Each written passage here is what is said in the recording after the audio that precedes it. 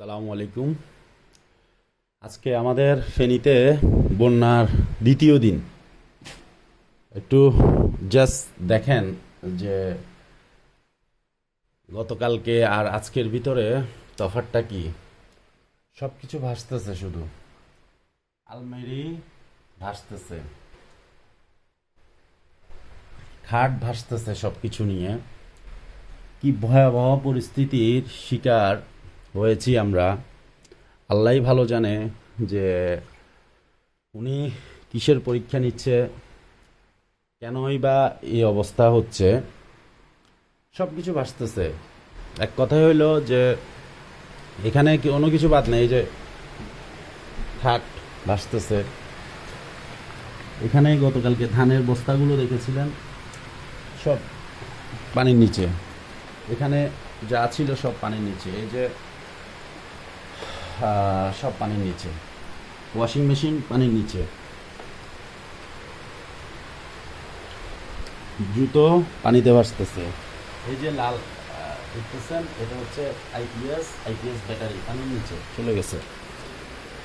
এরপরে এই যে দেখেন কি পরিস্থিতি।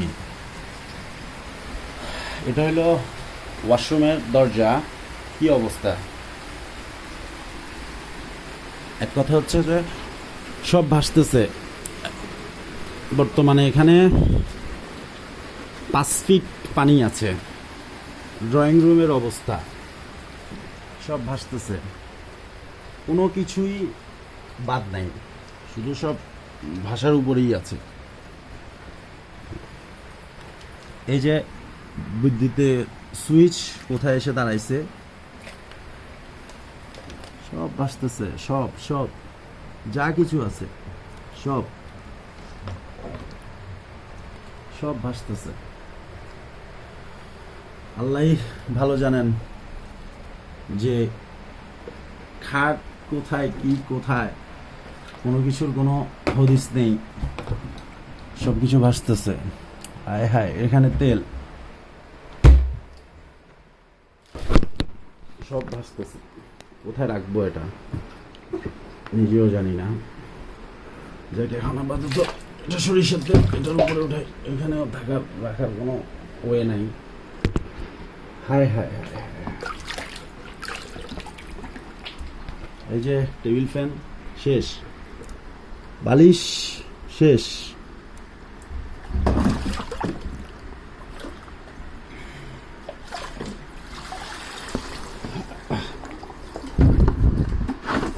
সবকিছু শেষ, সবকিছু, কোনো কিছুই অবশিষ্ট আর নাই। বন্যার দ্বিতীয় দিনে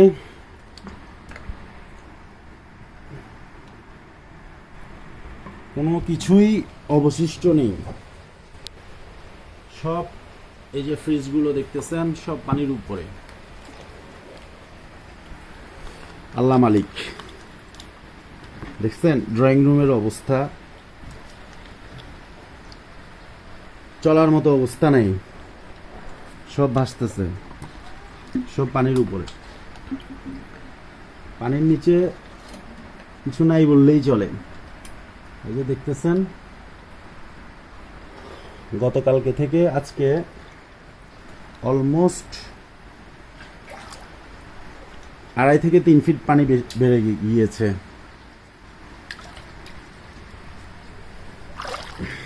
সব কিছু ডিস্ট্রয় হয়ে গেল, আর কি শেষ হয়ে গেল।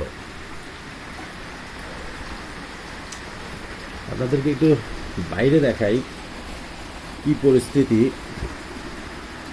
ভিতরে আমরা আছি।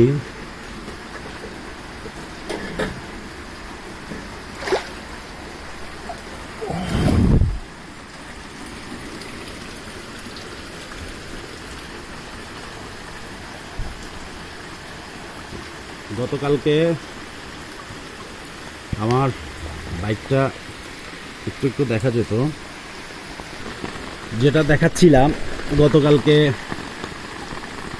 বাইকের পজিশনটা দেখিয়েছিলাম, আর আজকে বাইকের পজিশন হচ্ছে শুধু গ্লাসটা দেখা যাচ্ছে, আর সব কিছু পানির নিচে। আল্লাহ মালিক ভালো জানেন। এই যে মিটার ছুঁয়ে ফেলতেছে। কেন আমাদেরকে এই পরীক্ষার ভিতরে ফেলেছেন উনি ভালো জানেন। উনি রহমানুর রহিম।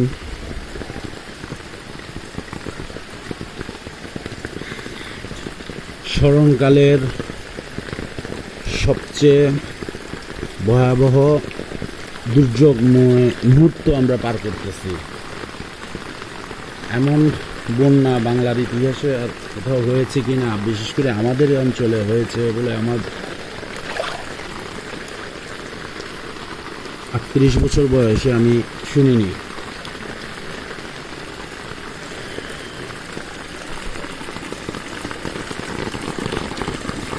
এখানে আমার মুরগির বাসা পানির নিচে, হাঁসের জন্য কিছু ধান দেওয়া হয়েছে, মুরগগুলোকে উপরে উঠিয়ে রাখা হয়েছে।